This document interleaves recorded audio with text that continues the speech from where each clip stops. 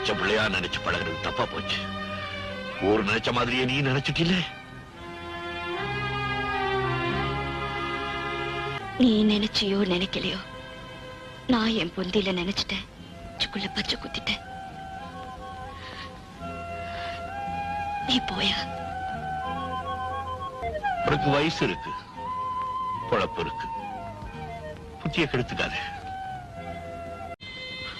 உன் நெஞ்சுக்குள்ள கைய வச்சு சொல்லு, உன் மனசுல நான் இல்ல.